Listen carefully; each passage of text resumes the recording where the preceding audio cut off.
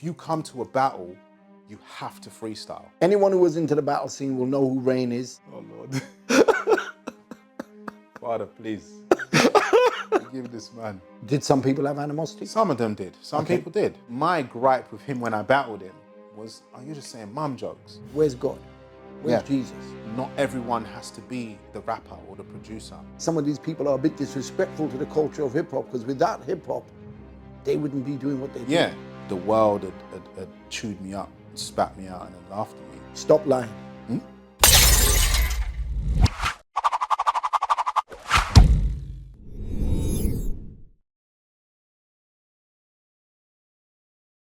Welcome back to the 521 DocuChats. Today, we're gonna go straight into this with my guest, Reain. How you doing, bro? I'm good, man. Well, go on, you all right? Yeah, all good. Yeah. Bro, we had you here in 2021, Yeah. and you came along with Lab 79. Yeah. And basically tore it down with the yogurt and everything. And you know what? We spoke about you coming down since then. Yeah. And we had to do this DocuChat. Thank you. Yeah, Thank you. one of the unsung heroes, you know? I appreciate it, man. So, I appreciate it. You know what I mean? Tell us your story. Where does it begin? I mean, as an MC, I was about 14, 15. So I've got 5 siblings, you know, and my family is somewhat musical. So one of my older brothers, my brother Daniel, he was called D1 at the time. You know, he'd sort of been rapping for a little bit, and I used to just see him doing his thing. And I was like, rah, like, I want to do that. Do you know what I'm saying? Like, we grew up listening to hip hop, reggae. There was always music in the house. So I was just kind of copying my big brother, really. And it started off with kind of just writing rhymes. I remember writing my first rhyme in one of my school books. I've still got it somewhere. And I remember just thinking, wow, like, this is fun. You know, I get to express myself and all of these kinds of things. And then fast forward a few years, Daniel, my brother D, he more went into DJing. I carried on rapping, and then started meeting other people. So at first it was just at school, just freestyling with, you know, my friends at school, writing bars. They would come round, and you know, we'd do tracks because my brother started to buy vinyl. So, you know, we'd freestyle and we'd do tapes back when it was tapes. He had a little setup where we could record and stuff. Bought the mics from Argos. You know what I'm saying? And then, yeah, so kind of from doing it with the guys at school, started meeting other people sort of in different parts of West London, because that's where I'm from originally. Started meeting other people from different parts of West London. So one of my school friends, he knew a guy at college. So then he was like, yeah, let me tell you about my boy. And then we met each other. And then he knew, so the guy that I then met, he knew another guy who he went to school with. And he actually made beats. And then that kind of was our first crew, really. So that crew was me, my boy Precise, and the producer was Justin. And there was another, the producer was Kazan, sorry, my boy Justin. And then there was another MC called Notorious. And yeah, my little claim to fame, so Precise is the actor Anthony Welsh. You know, some people may know that, some people may not know that. But yeah, that's one of my claims to fame. And he's my boy today, do you know what I mean? Well, I was chatting to him just the other week, you know. He's obviously gone off and he's doing the acting thing. So yeah, so this crew, Linkside, we were called, you know, we just sort of started making tracks and going to the studio. And after doing that for a couple of years, I started to kind of hear about the battling, you know. So I was just like, oh, like that actually looks kind of sick. Because we'd already been freestyling. Do you know what I'm saying? We'd already been freestyling. My yard was kind of the spot for the freestyles. And we battle each other. Do you know what I'm saying? We would just mess around with it. But then I started hearing about different battle events, and I was just like, yeah, I'm gonna start going to these, man. You know, and I wanna do that for a bit as well.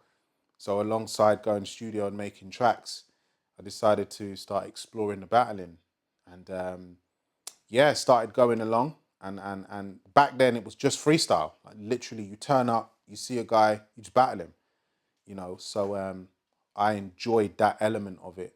And then my thinking at the time was, I mean, this would have been about 2003, 4-ish. My thinking at the time was, right, I'm going to use this battling as a way, one, to, yeah, just have fun and enjoy it for what it is, but two, to promote the music. Because my aim was to make music and put albums out and, yeah, you know, be a rapper in that sense. So yeah, that's kind of how I got into rapping and becoming Reain, really. That's the beginning. Most of the people that I know heard of you through the battling. Yeah. So they didn't have a clue that you existed as an artist before. Yeah. So, Right. you know, that transition, how easy was it to go from the artist to the battle scene? And was the vibe different? Was it more fun, less fun? The vibe was different, and it was just as fun. Do you know what I'm saying? Before battling, I was an artist in the sense of I was making music. Do you know what I mean? We weren't really, we were young. We were sort of, what, 18, 19, these kind of ages, between 17 and 19. Just learning about, we were learning as we were doing it, you know? We were learning as we were doing it. So we weren't really putting stuff out, but, you know, I would definitely say we were artists. Do you know what I'm saying?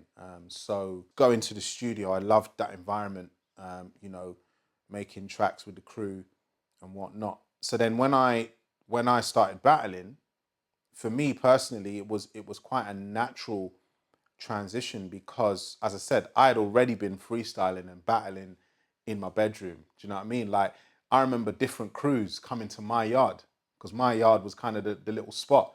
So you had mans coming from Greenford, you had mans coming from Hammersmith to battle my crew. Do you know what I mean? And everyone, you know, it was love. Everyone was respectful.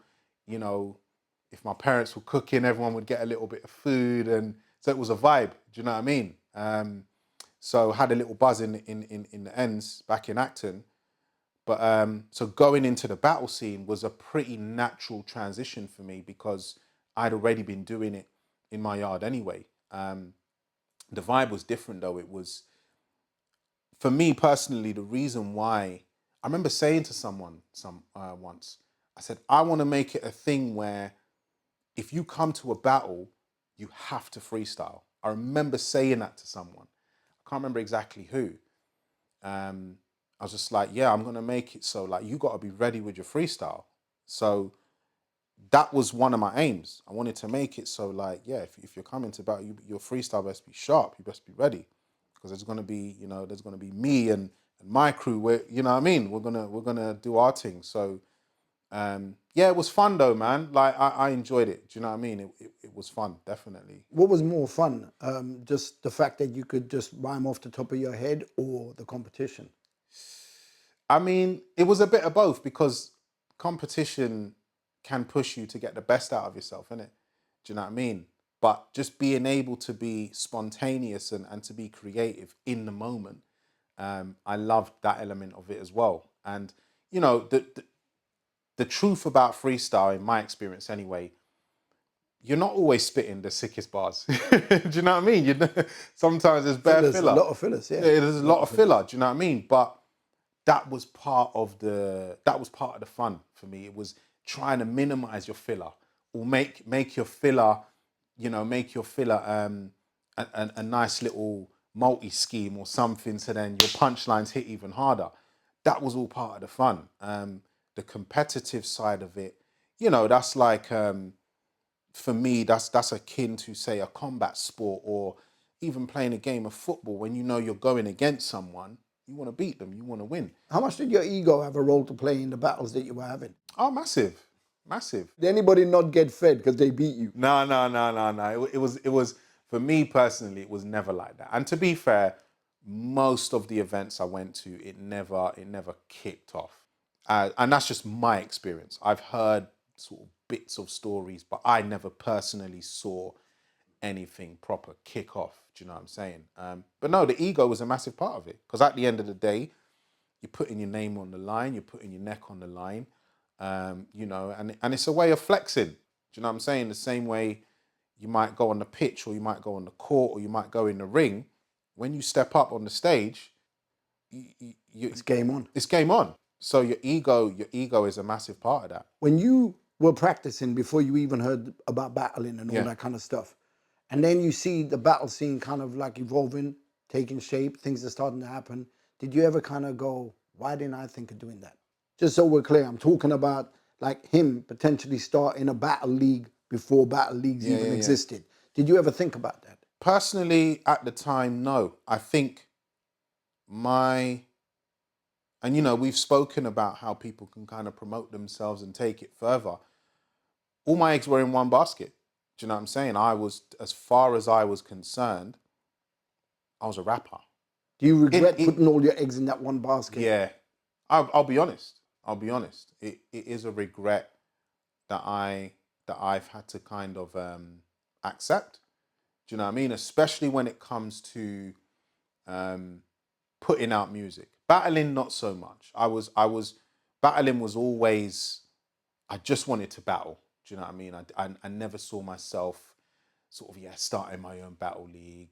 And once I kind of saw guys like doing it, I thought, right, maybe I could have done that. But this was an afterthought, you know what I mean? But when it came to putting out my music and that kind of stuff and doing shows, I do regret having not been more business savvy, you know, and more determined to sort of to really push myself as a whole package and build a team around what I was trying to do, what we were trying to do. You were young at the time. Yeah. Right? So you can always use being young as an excuse, but we know people that are young that have achieved so much. 100%, So why not you? So by the time I'd sort of stepped away from trying to put music out as a professional rapper, you know, I was about 25, 26. You started as a rapper. Yeah. Then you went into the battle scene. Yeah. And then you kind of left the battle scene and went back to being a rapper. Yeah. Right? So just for clarification, yeah. that's what you're talking about. So once I had kind of got to that third phase of like, right, I really need to start pushing the music. I'm going to leave the battling to one side. You know, gave it kind of my best efforts at the time with my limited knowledge and resources, and did that for about a year, 2 years, and then just got tired. You know, wanted to make more money. You know, I was a young man, wanted to make more money, wanted to kind of achieve something that I could be proud of. And unfortunately, as much fun as I'd had doing shows, doing the battles, going studio, making songs, you know, shotting the CDs on road. So obviously this is long before everything went digital and streaming. As much fun as I'd had doing that, I was frustrated because I wasn't making money, and I wasn't sort of building the career that I had envisaged. So I decided to go back into education, and I started my journey towards becoming a teacher. You basically just said that you weren't happy with the way things were kind of progressing and all that kind of stuff. Especially financially, Right. but yeah. So do you feel that was the same for most of the people that were on those platforms doing what they were doing? Or was it just you and a specific certain number of people kind of going, why am I waking up every morning doing the same thing and not going anywhere? I think, just from chatting to guys at the time, there was definitely a sense of that for a good number of us. Do you know what I mean? And it's leading up to people walking away. I think, you know, if I recollect correctly, lots of us had that feeling. Do you know what I'm saying? As I said, you know, we were young men. We wanted to do things like travel and have nice things, and you know, we wanted to do those kinds of things as well, and enjoy life a little bit more. But you need resources for that. You need money for that. So you basically felt because you didn't have the resources for yourself, you were okay to be being somebody else's stoolie just to kind of get you that little bit further. But then what you were expecting didn't really happen the way you planned it. Yeah, musically, it didn't really happen the way I had planned it. Which, as we kind of discussed, if I could go back, you know, how many times do we say that? But that was actually one of my questions. Yeah. What would you be telling the younger you? have a vision, you know, have a vision in mind of what this looks like in 5, 10, even 15 years, and persevere. That's the second thing I would have told myself. You know, push through, and it might take you 2 years, it might take you 5 years, but persevere, keep going. And I think thirdly, build a team. Not everyone has to be the rapper or the producer. You know, who's your networking guy? Who's your accountant? You know, Lawyer. Yeah. Who's your artwork guy? Yeah, who's your artwork guy? Who's your chef? Yeah, absolutely. Start to build a team. And yeah, those are the three main things. Have a vision, persevere, and build a team. Because learning some of the things that I have learned since then, many successful people, if not most or all, say these kinds of things. You know, so that's not by mistake. And I've learned that. So that's something those are the kinds of things I would tell my younger self, yeah. You know, the last time you were here, you were standing off camera, and I remember throwing a question at you. Yeah. And the question was about basically how battle rappers don't seem to translate well onto vinyl, onto recordings. Yeah. And you started off as an artist, so you weren't kind of in that, which is why I asked you that particular question. Yeah, yeah. So now that you're on camera, I'd like to ask you that same question again. Yeah. So Yeah. the translation of a battle rapper onto making records, often doesn't translate well. Often it doesn't, you're right. And I think that happens because if you come into it as a battle rapper, your scope can be very narrow. Do you know what I mean? And there are only so many times you can talk about the different ways you're gonna murder an MC or deal with an MC or do this to an MC or do that to an MC before it gets a bit tired. It's the same with anything though. If you overkill anything, being an artist is about being versatile. Whatever your art is, it's about being versatile. It's about being creative, pushing the boat, expressing different things. I think you have to be willing to get outside your comfort zone a little bit. And I've heard some battle rappers, and I would check out some of their music, and the songs I enjoyed most are the non kind of battle lyrical ones. Do you know what I mean? When they're talking about maybe their dreams or their aspirations or an injustice or something they believe in, those are the kinds of songs I enjoy most, because I feel like that's given me an opportunity to get to know them a little bit. Art is an expression of, an extension of yourself. I always think of music as a conversation. Do you know what I mean? When I put a song on, I'm hearing that person's thoughts. That's how I like to enjoy music. I'm hearing art. When you're actually doing that, do you ever feel that maybe an artist is giving away too much, or maybe I'm being nosy listening to their problems? Or I wonder. I've never asked anyone that. Yeah. I've always thought, why are you telling us all this? Yeah. And am I being nosy listening? I would never say a listener's being nosy. If you put it there, and especially if you're selling it and you're telling people to come and listen, then you've given us access. You've given us the right from a listener's perspective. I'm only talking about when there's the deep subject. Rape and stuff like that. And to touch on that, I think is it ever too much? I think it's funny. When I was driving here, I was thinking to myself. I was praying actually. I was kind of just spending some time with the Lord, and I was saying to myself, not everything needs to be said to some people. There are some things that are going to be very private and very intimate and very personal. And personally, there are certain things I would never put on a record. Do you know what I mean? But you'd happily put it in a battle rap and cuss somebody. I mean, yeah, I might have used the content to turn it into a bar, but certain experiences I've had and certain thoughts I've wrestled with and certain challenges that I've faced, I wouldn't put them on a record, because that's not the kind of artist I'm trying to be. But that being said, as I've grown up, and I don't put out as much music now as I at least tried to do in the past, but I would be willing to explore some more topics on a record, but there are certain things I just wouldn't. I'm just like, no, it doesn't need to go there. I might have a private conversation with a friend or a family member, or I might just pray, and that might literally just be between me and the Lord. And there are certain things that another person may never hear me say vocally, because it's something that I'm. So I think with artists, they have to decide. An artist has to decide.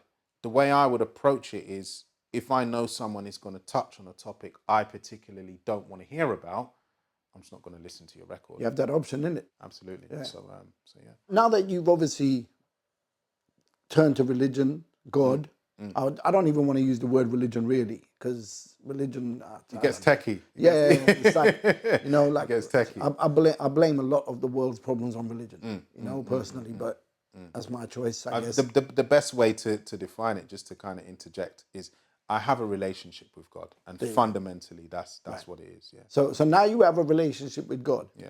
Do you ever go back to some of the battles and go, I shouldn't have said that? Do you have those kind of regrets, like things you shouldn't have said, maybe? And realistically, what are you saying it for? Just so you can win a battle? Yeah. And how many people have you put on the verge of like committing suicide because you said something that ruined them? I don't. Yeah, I mean, I'm asking. It's a good question. I don't know. A lot of the people I've battled, I've seen go on and do other things and live life, and and then other people, they've I don't know where they've ended up, but I'm assuming they've gone on and they've just lived life and they've grown up and You probably killed them on that stage, so they didn't have to commit suicide. Exactly. You know what I mean? I've done their dance already, so. But no, it's earlier in my walk with the Lord, let's say, I would look at some of my stuff and kind of cringe and be like, oh man, what was I doing? But now I've been a Christian for 12 years, going on 13 years. And I appreciate those things for what they are and who I was at that time. Nowadays, and I don't watch a lot of my old stuff. I haven't watched some of it in years, but when I do kind of listen to old tracks or whatever, I don't give myself a hard time for having said that then, because that's how I thought then and that's who I was then. So I appreciate it for what it was. And some of it, still makes me laugh, and obviously it brings back memories, and because that's the thing, as I mentioned it earlier, the fun I had, like me, Possessed, Respect BA, the whole kind of Rhyme Silent crew and Skirmish, and do you know what I mean? Like, we had fun, man. Do you know what I mean? Shotting CDs, going to shows, doing battles, being in the studio, my Linkside crew back in the day. We had fun. I enjoyed those years, and don't get me wrong, there were challenges, and a lot of that kind of introverted, self-reflective stuff was there as well. But a lot of the people, a good number of my good friends today are from then. Like Respect BA, that's my brother. We first met when we battled. Do you know what I'm saying? And today... And I came to one of those. Yeah. So, the one, I think there was a battle that you had on the road leading up to Downing Street. Yeah, with Truth and Ezra. Yeah. So, but he's still my boy today. Do you know what I mean? And funny story, actually. So there was a phase, let's say, between around about 2011, 12, probably right up until about 2017. And musically, I really wasn't doing much. I was still kind of writing bars here and there, but I wasn't really putting any... I put out bits here and there, but Respect BA and Skirmish. I big them up every single time, every opportunity I get, because those two, they were the ones that helped me to keep writing and to kind of keep the skill sharp, and just showing me what they were doing, sharing their bars with me. They inspired me, do you know what I mean, to kind of just keep writing. Because I was... Hold on 1 second. Yeah. So you got God and Jesus on your side, and you're looking for humans for that support. What's going on? I mean, do you know what? I mean, he created us in communities for a reason. Do you know what I'm saying? He did that for a reason. So, you've got your what we call your horizontal relationships, but you've got your vertical relationship as well. Okay. Do you know what I'm saying? So, you know, and you know, side note, but when you look in the Bible, God's people are always in communities. Do you know what I'm saying? So he did that for a reason. That's the beauty of relationships, the sharing and again, kind of going back to what I was saying, being part of a team, being part of something that's bigger than yourself. You know, when you look at many of the great achievements, you know, they were achieved by a team of people. Even if you take somebody at face value as, let's say, I don't know, for example, Will Smith. I mean, I don't know his full success story, but I would imagine Will Smith has a team of people behind him who are, or probably a better example, Anthony Joshua. Yeah. Now, you know, I've heard it said that there's a team of people, and you see it anyway when he's at a match or whatever. There's a team of people behind Anthony Joshua, the brand. You've got Anthony Joshua, the man, but you've got Anthony Joshua, the brand. And there's a team of people behind that brand, whether that's family members, friends, his coach, whoever. And they all have that vision in common of making the Anthony Joshua brand as successful as Because I possible. mean, at the end of the day, if he works, you work. Absolutely. Back in the day with you, with the battle scene, with the rap scene, that did you feel that there was not enough support from the general public, and a lot of it may be down to them not recognizing you? I think in the very early days, yeah, we did feel a little bit disgruntled, if that's the right word. Like, oh man, you know, no one's giving us the recognition we feel we deserve, kind Do you of. still feel that way? Nah, I think nowadays the battle scene went on to become. I'm not even talking about the battle scene. I'm just talking about music everything, in even with general? your book, even with anything. Me personally, I think you've got to get out there and you know you make your own fortune. You make your own way.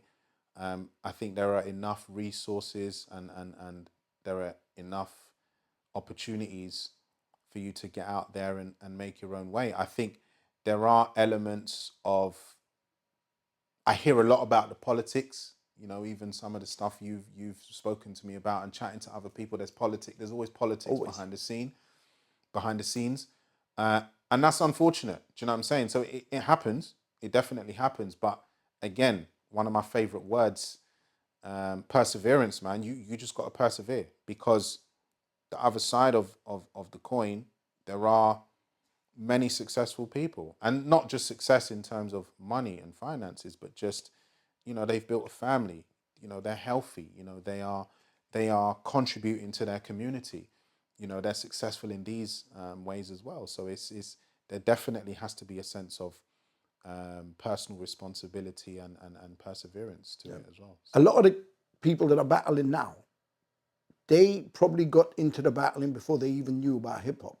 Like they're born into the whole battle scene. Yeah. You know, because we had early days Scribble Jam, which is, Yeah. I'm guessing that inspired you in some way. Massively. Yeah. Do you want to like quickly just tell us about Scribble Jam and how it inspired you? Then I'll ask the question. I mean, like just hearing about guys like, for example, Thesaurus, you know, and Possessed and I ended up battling him and Il Mac.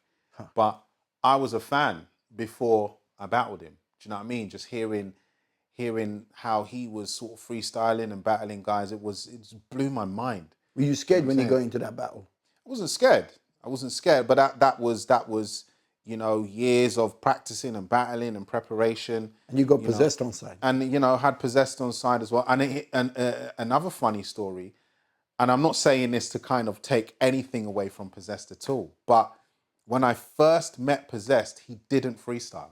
And I was the one who got him into freestyling, so like off the head. So is this the point where you tell us about the 12-hour practice sessions every single day? Yeah, man, like literally, you know, we would, especially when we were sort of like doing the battles and the Freestyle Mason stuff, we would link up, I'm talking 11 o'clock, midday, and we would freestyle for the best part of 12 hours. We could do that, you know, 2, 3, 4 days a week. Do you know what I'm saying? And I don't know how we found the time, because we had jobs and whatever, but honestly, like we would, and again, it's about that mastery. People talk about putting in your 10,000 hours. You know, we were just doing that for fun. Whether we had a competition coming up or not, we'd link up and, you know, we'd put beats on and we'd freestyle and we'd stop, we'd have something to eat, and then we'd put tunes on as we're doing that. And then, we finish eating and then bang, we put the beats on again and we just battle each other non-stop. And there was, you know, sometimes just sick bars, just proper sick off the head bars. And then sometimes it was bare filler, but we just enjoyed it. Do you know what I mean? And that's what enabled us to have that confidence. So when it came to like battling, even the Saurus, do you know what I mean? Being a fan, I was just like, yeah, I'm ready for this. Yeah, yeah. I know I've practiced. I know I've put the time in, you know, and I'm here to do my thing as well. So yeah, but that was another thing I wanted to say, and I have to say it because respect BA is a legend. So in that time where I wasn't as active in music, towards the end of that, and obviously we still chat now, he started doing this thing, right? He would call me any time of the day, and the second I pick up the phone, He just battled you. start battling me. That's the BA I know. Yeah. So at first, because I hadn't freestyled for so long by this point, I was just taking the blows. And then one day I was just like, hold up. No, I'm not having this. So I started spitting back. And then, you know, he actually coined it the sneak attack. You know, and we've literally, you know, the comic series Secret Wars. Yeah, yeah. We've had secret wars that only we know about, but it's just it's legendary stuff. You guys had a genuine friendship as well. And I remember because BA was staying at my house. You know, he was literally, I've said it before in interviews as well, he was literally sleeping on this floor right here. Yeah. Not all the time. He just got demoted to here. But you know the story. I actually had a bar about it as well in one of the battles. All right. But yeah. But yeah, so, but the question that I was going to ask with regards, you know, going back to the battle rappers. Yeah. Like them being born in an environment where they probably took battle rapping as a priority over the culture of hip hop. Yeah. So in some ways, would you look at it like they've created their own culture and it's not part of the hip hop culture? Do you feel that in some ways some of these people are a bit disrespectful to the culture of hip hop? Because without hip hop, they wouldn't be doing what they're doing. Yeah. I mean, me personally, I would say, yeah, they have created their own subculture. I don't know how intentional that was, but they have created their own subculture. And I've heard, you know, couple instances of some of these guys just being quite disrespectful to the rest of the hip hop culture. They don't even acknowledge it, some of You them. know what I'm saying? Look, at the end of the day, if you want to be a battle rapper, you are fully entitled to do that. Do you know what I mean? But I would say, if I was chatting to say one of these young guys or whatever, and they were being disrespectful or dismissive to the rest of hip hop, I would encourage them to go and do some research and go and, you know, learn a little bit about the wider culture, because really and truly, the MC was one of the last developments of hip hop culture. Do you know what I'm saying? So the MC, you know, when you're thinking about the key elements, was probably the last element to really develop. And obviously, it's the face of hip hop now. So much of it is about the MC. But when you go back into the the roots and the culture, there was a lot happening. And battling has always been a part of hip hop culture. Graffiti crews would battle. Right, from day one. You know, breaking crews would battle. DJs would battle. So naturally, the MC is going to battle. So, and the thing is as well, you know, people say it, knowledge is power. You know what I mean? It's a very well-known quote, one of my favorite quotes. If you as a young battle rapper, if you get a bit of knowledge about the culture and the history of hip hop behind you, that's just going to empower you. You know, as a rapper, as an artist, as a young man or a young woman as well. Do you know what I mean? Because that's the beautiful thing about human history. It's all connected. It's literally all connected. And the more you know, the more you understand, the better you can relate to other people, the better you understand a little bit about yourself. Do you know what I mean? So I would, if I were having that conversation with somebody of that nature who was perhaps dismissive or disrespectful to hip hop culture, I would definitely advise them and encourage them to just go and do a bit of research. And I'm not talking about going to a library and reading books. It's music. Do you know what I mean? It's culture. So speak to people, look at old videos, try and dig out some old records and follow somebody's journey. Like, say, for example, my favorite rapper is Nas. And that's not because he's the sickest lyrically. It's because I've literally grown up and I've seen him grow over time. So the different phases from when he was on Illmatic, do you know what I mean? Just a road you know what I mean? Who put an album out to going right through to Life is Good, handling the whole thing with his divorce and these kind of things, to now King's Disease. When he's talking about, you know, just the growth of being a man and having that level of responsibility. I've just enjoyed going on that journey with him. And that's what makes him, you know, my favorite rapper, because I've just started. Don't get me wrong, I'm hands up. Everyone knows I'm hip hop's worst fan. Like I don't listen to barely anything nowadays, but you know, I appreciate someone like Nas, just being able to journey with him and learn about not just him, but life through the things he has said. Nas is in America living a completely different life to you. What about someone in the UK? Someone that comes to mind, and that, you know, I've been, you know, thinking about it recently, is Maestro. So Maestro, My Stiggy.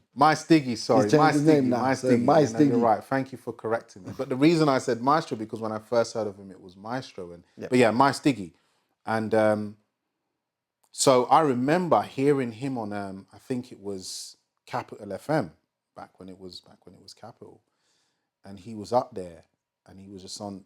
So it was him, Jargon, and then there were a couple other guys from Acton. Funny enough, you know, from my old ends, and the two guys from Acton were sort of rapping in the American accent. You know, My Stiggy and Jargon, they were rapping in just our accent, you know. And I've never rapped in an American accent, ever, unless I'm messing around. But so when I heard that, I was just like, rah, like, I proper appreciated it. And the way he spat, I mean, I would say, you know, he's one of the, I don't know if people still use this term, but multis. He's one of the multis kings. Like My Stiggy. My Stiggy. 100%. He's sick with it. Couldn't agree more. Oh man, every time I hear him, do you know what I mean? So entertaining with it. Yeah, so Constantly. entertaining with it, humor, creative, you know, the wordplay is levels. Yeah. So he is somebody who has had a pretty direct impact on my style. Do you know what I mean? And that's UK, you know, UK born and bred. I remember hearing about you and Mark B, you know, and sort of picking up a couple of your CDs and being like, rah, like these are UK guys, like they live down the road, or they, you know, they're from South London or wherever. Trust me, if we had a choice, we wouldn't. But you know what I'm saying? So, you know, and I haven't even said this to you before now, but to me, you're one of the legends. And I wouldn't even say a UK hip hop legend. You're a hip hop legend. Oh, thanks. Do you know what I'm saying? Yeah, I appreciate that. No, real talk, real talk, because you were out here doing it before it was acceptable or cool to do it. Do you know what I mean? And looking at guys like you, I see the same essence. Just kids who wanted to express themselves. That's all we were. But then, you know, a lot of my personal friends as well, Possessed. You know, Possessed and Rhyme Asylum, Skirmish, Cyclone, Plasma, when he was part of the crew. Listen, when I first heard them man spit, I remember going to Deal Real, right? So I'm rocking up, I'm like, yeah, here to do my thing. And then I hear them man. I was like, nah, I need to level up. I need to you know what I mean? I need to level up. And then BA, listen, BA is one of the most prolific people that I've ever known. He is, I mean, and the thing is, the level hasn't dipped. You know what? I have to basically second that as well. The level has not dipped. Yeah, I mean, and I love watching him battle as well, and I love listening. But you know what was good about BA is, like, no matter what he was doing, it would go into a freestyle rap. Oh yeah. You know, everything. He could go to the toilet and be like, yo, I'm on my way to the toilet, and it's because I don't want to piss myself and get wet. And yeah. So, whatever it was always rhyming. You know what I mean? So yeah, you know, there are definitely UK guys that have had a direct impact on me, not just as an MC, but as a person as well. As I said, BA's my brother. Do you know what I mean? We talk on the phone. We've shared things. We've grown up. Skirmish, that's my brother. Do you know what I mean? We've been to each other's weddings and, you know what I mean? I've held his kids. Do you know what I'm saying? So it's a amazing. different... It's amazing. Yeah, it's a different kind of impact. But, but, you know, when you got into hip-hop, did you know about the culture? Or did you just hear the rapping and go, right, I'm interested in this rapping thing, and then find out about the culture later, and then kind of got more enthused to be part of it? Yeah. I heard the rapping first. Actually, so I was born here, then I lived in Jamaica from about 2 years old until about 6, 7 years old. Well, I was 6 when I came back. I turned 7 that year. And when I came back to England, my big brother, my brother Everton, he's about 9 years older than me. So he was the one who introduced me to hip hop. I remember he had an NWA vinyl. And I remember kind of just looking at it in his room. And I was like, right, what's this? So then, you know, he would tell me about NWA and Public Enemy. And I always think of it as those two crews in particular were my introduction to hip hop. And it's literally, that is, for me, you know, that's the two sides of it. You've got the Public Enemy, you know, the messages are so the message, as well. Get me?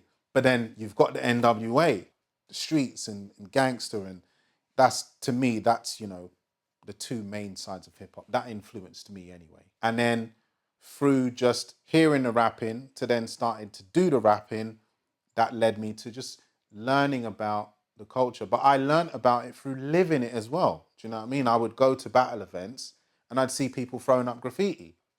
Do you know what I'm saying? Or I'd go to say like a jump off show and I'd hear different DJs. So then I would learn about it as I was doing it as well. Jump off, loads of people got on those stages, and obviously we've had some stars develop from there. Yeah. You know, the obvious one being Professor Green. There you go. Professor Green. Right? Shout out Professor Green. I was waiting for you to say that one. And you had your battles with him as well. I did.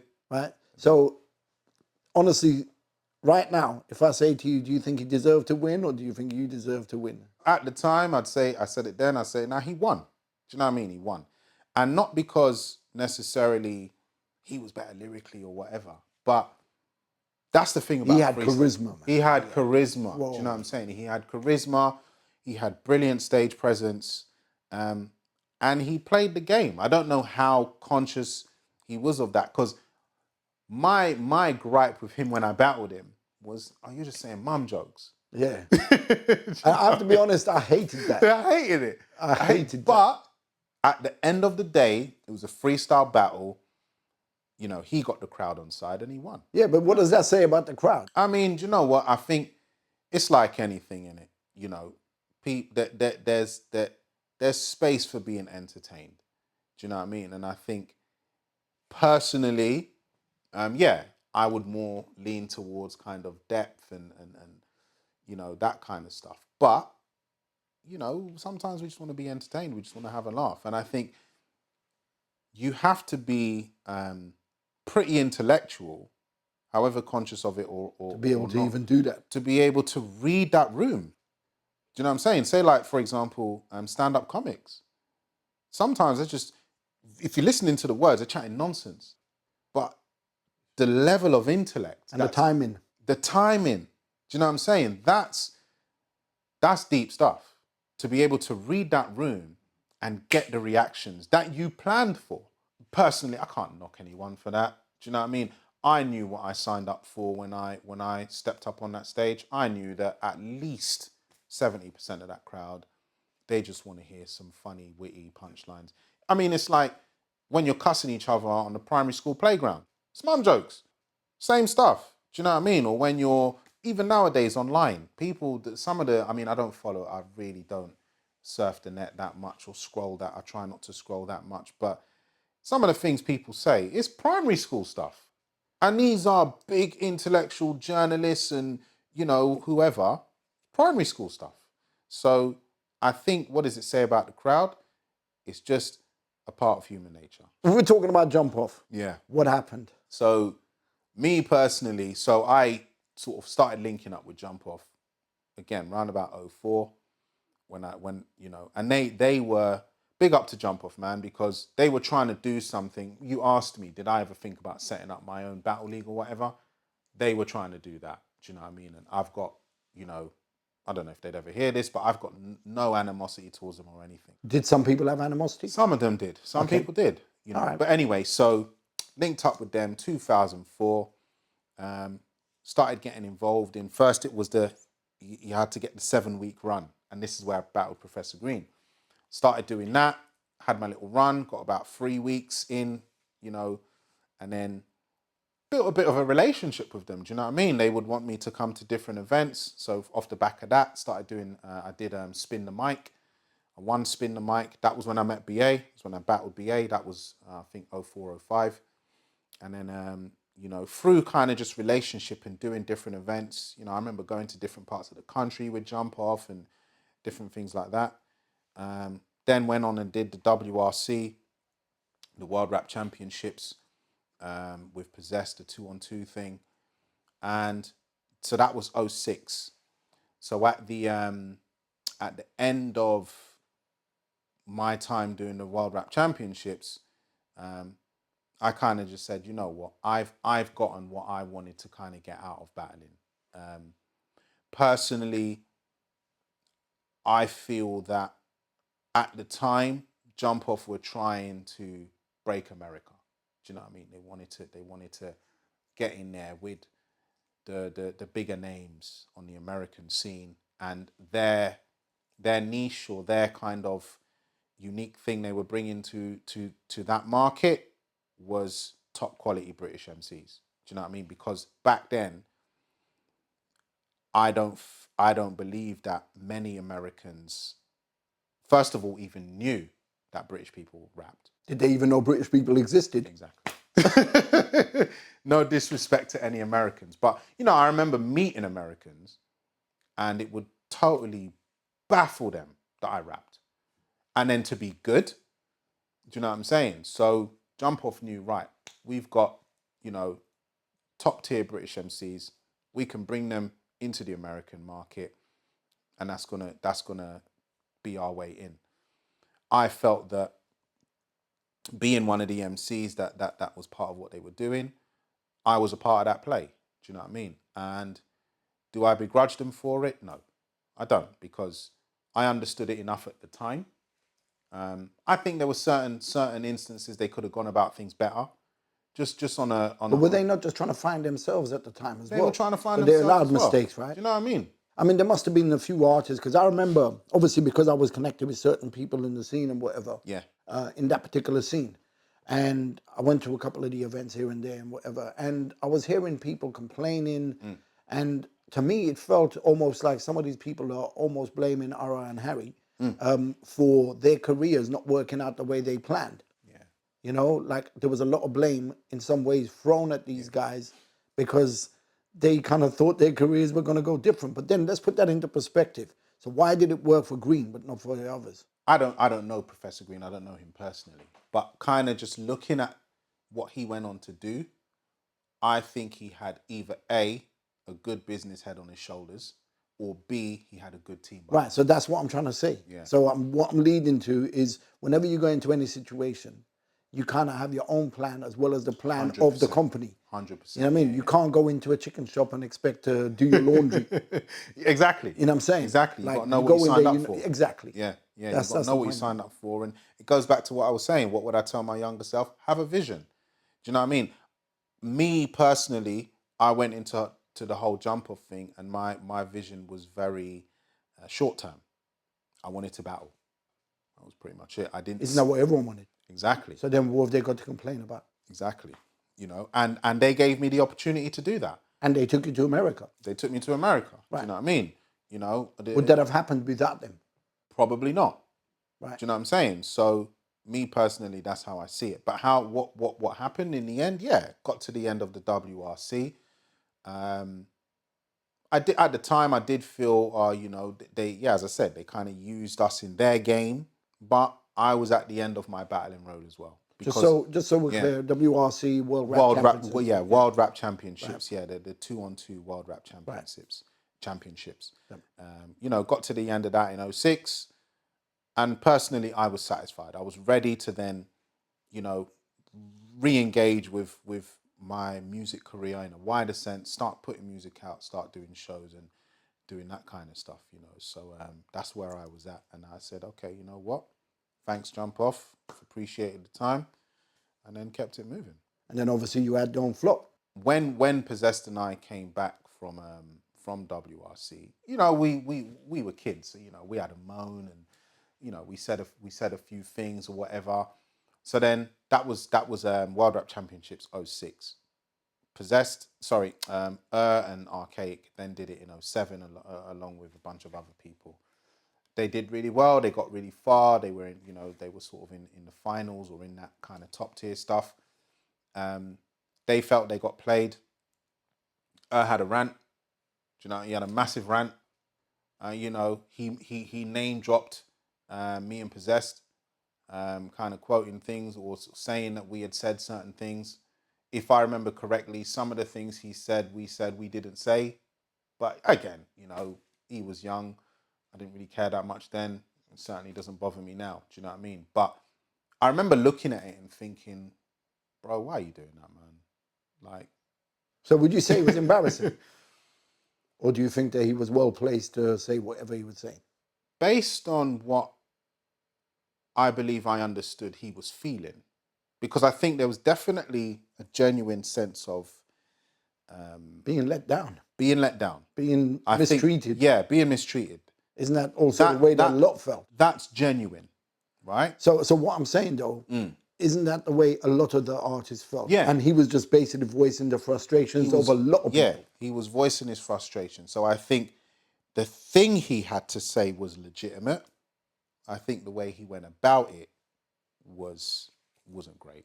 There were some things he was saying that resonated with me, but I never felt that he was speaking for me, and I never felt that I didn't have the guts to say things that he has said. I had conversations, Possessed and I had conversations with Harry and Ara in private. And I think... About that? About, how we were feeling. And you know, we had those conversations. Oh, so about how you were feeling, not necessarily about the so situation. back in 06, we had conversations with them about how we were feeling. We did that in private, man to man. Do you know what I'm saying? And that's how Possessed and I chose to handle it. That worked for us. You know, maybe did it that way because that worked for him. Maybe that's the way he wanted to handle it. Me personally, I didn't, and I would never handle it that way. And as I said, you know, I saw them times after that. I even saw them around the time. It was always a shake of the hands, a spud. It was love because we settled our thing. We were cool. Do you know what I mean? I understood that they're men. They're trying to build their empire. I'm a man. I'm trying to get my success and build my thing as well. We just keep it moving. So yeah. Do you ever regret not sticking with the battling? Because you saw some of the careers kind of go into like quite big places. Yeah, no, I don't regret it. So the question is, do you wish you'd stuck with it? No, it served its purpose. And the way it started to go, I didn't want to go that way. Okay. It's because even in sort of 2006, 2007, people started writing. And at first it was creeping in. The writing was creeping in. So it was originally all about the freestyle. Originally, listen, it was all about freestyle. Yeah. And at least that's what people were claiming to do. I know that when I turned up, I was making every effort to freestyle. Why did you leave? As in battling? Yeah. Because I wanted to focus on putting music out again. Fundamentally, I wanted to focus on that, yeah. What was the priority when you started focusing on the music? Was it Freestyle Masons or was it solo projects? What was it? It was solo projects, yeah. Okay. It was solo project. Freestyle Masons was never an outfit to put music out. You know, that was never really... You know, we toyed with the idea, but it was... Freestyle Masons was about being a battle crew. Do you know what I mean? So we could either do 2-on-2s or... You know, we do solo battles, and that was kind of the banner. So did Freestyle Masons get created while you were in the battle scene already? Yeah. Or so it wasn't kind of like an offshoot? No. Okay, it was we literally met. So we met all around that time. I met Stig last. So there was 4 members. There was you, there was Possessed, me, there was Respect BA and Stig. Stig at the dump, okay. yeah. So once we all met and we were like, raw, like we're all kind of on the same level, we're all on the same wave with this freestyle thing. Let's just start a crew. Do you know what I mean? And you know, there were different crews and different affiliations going on at the time, so we just started our own thing. Yeah. When you got to deal with those personalities and there's all these egos and everything, how much did you have to sacrifice a bit of you in order to fit into what was going on, or was there none of that?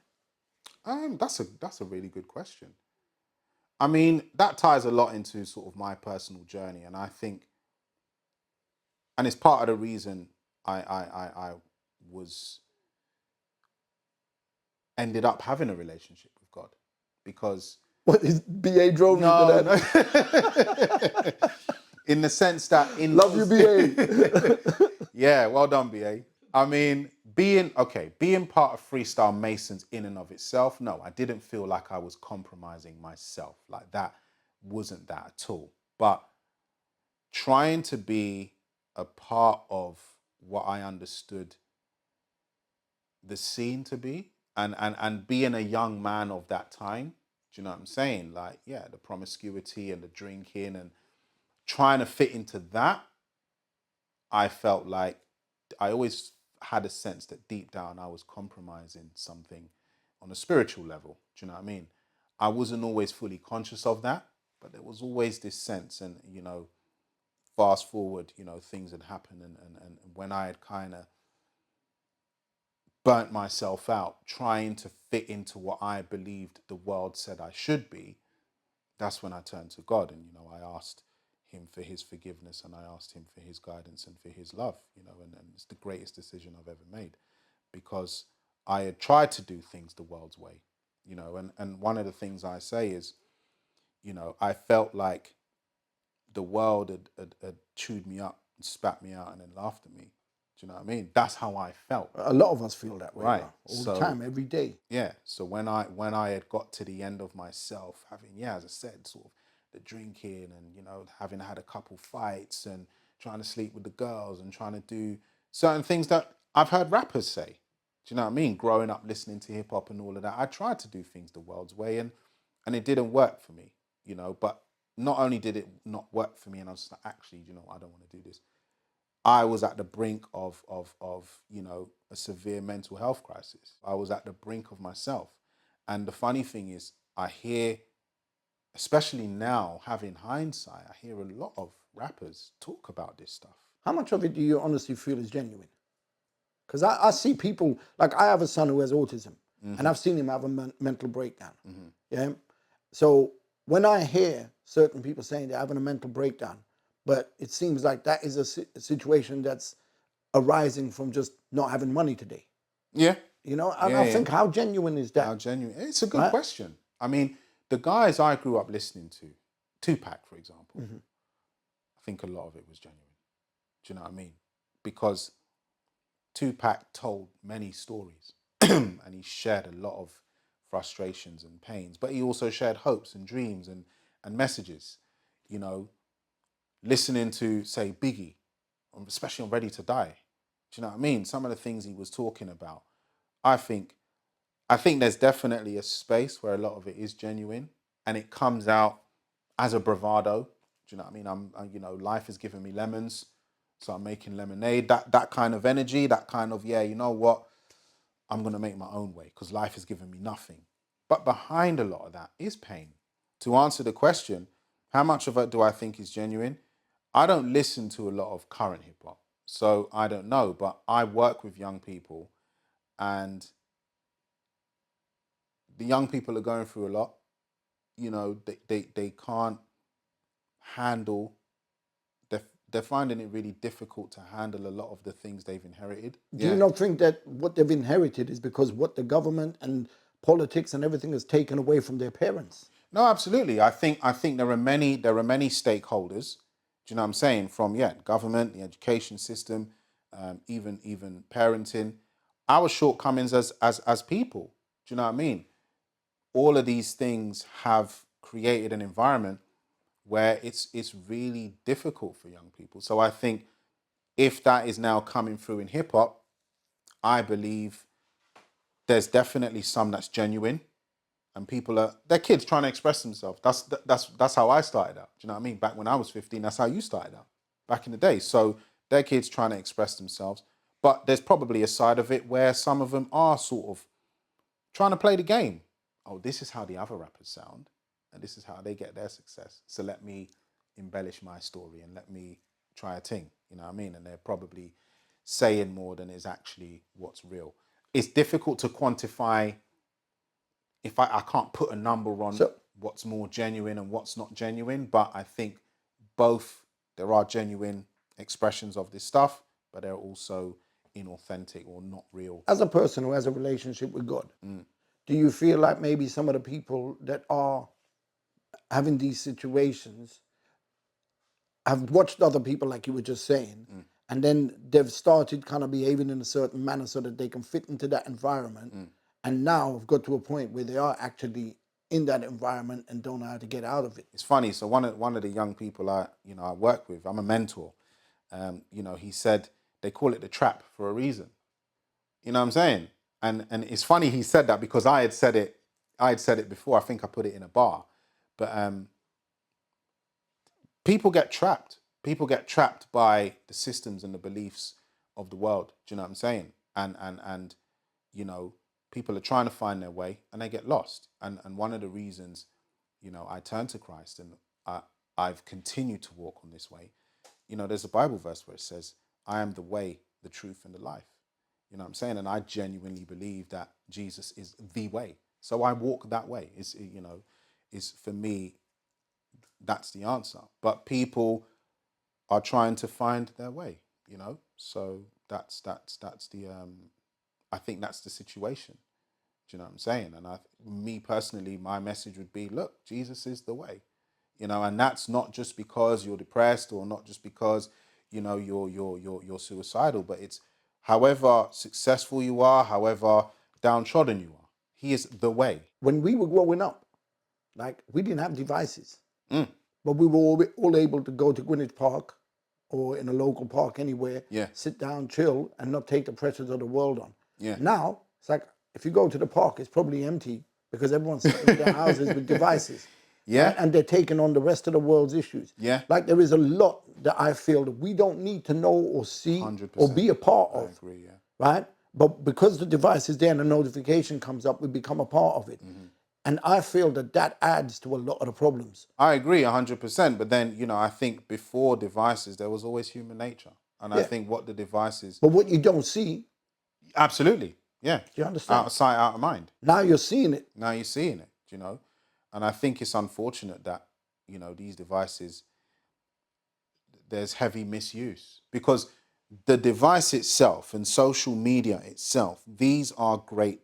They're tools. If we put them... the gun in it. Put a gun in the wrong hand. Absolutely. Put a gun in the wrong hand, it's a murder weapon. You put a gun in the right hand, it saves your country from enslavement. Yeah. If you put a gun in my hand, I'll just shoot the cameraman. I shoot him in the leg, shoot him in the arse, whatever. It's all for fun, isn't it?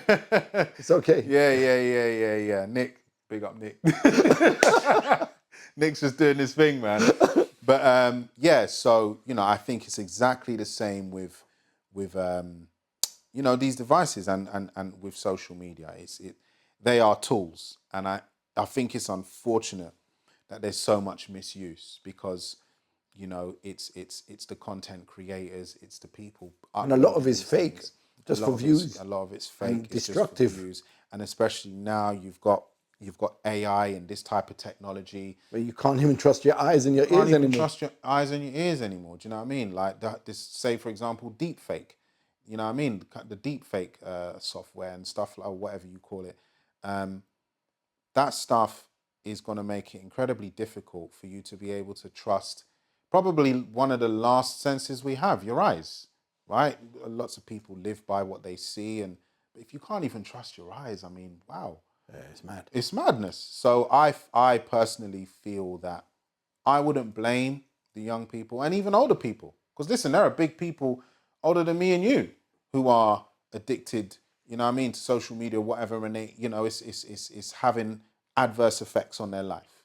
So, but I wouldn't necessarily blame the user per se. you have a certain level of personal responsibility. If you are a parent or you're a carer, it's part of your responsibility to guide the use of social media for your children. All right, obviously we know Nostradamus, and he made a load of predictions. So anywhere in the Bible does he state what's going on today? I mean, you're opening discussions, boy. You'd have to look at, it's really about understanding doctrine. It's really about understanding the intentions of the writers of Scripture. And then we have to understand Scripture in its original context, and we have to manage our own interpretations of it. So does it say word for word, verbatim? Does it quote any of, does it predict any of the things that we physically see now? Yeah, put it this way, is Mark Zuckerberg's name in there? No. But then, there are things that talk about, say, for example, the culture of humanity. It talks about, men, as in humanity, just becoming lovers of ourselves. And we see that today.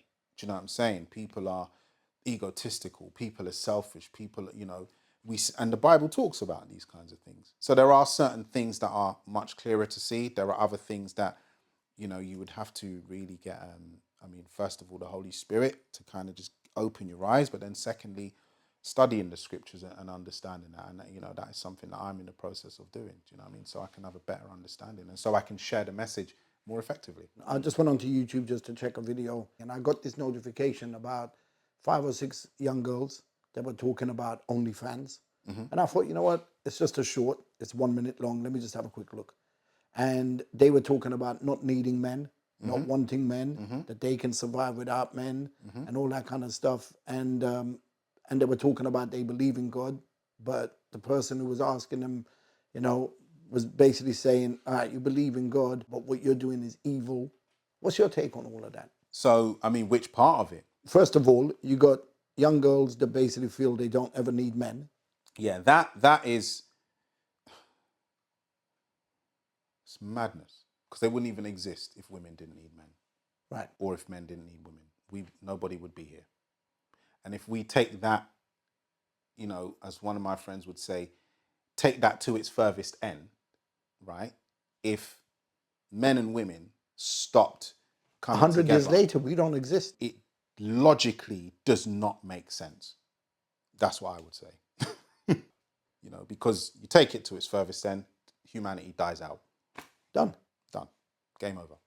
Maybe we need to do that. When we saw the rainbow in the sky for the first time, I wasn't there. I can't, guys, I'm not saying I was there, okay? But when God put the rainbow up in the sky as a promise to Noah that he was never going to flood the earth, that in some ways, when I'm looking at it, I'm like, has God got to the point where he can't do that again? Because he's made a promise. He's made but a the promise. world is in a place where it needs a cleansing. Yeah, but God, God is, he doesn't lie.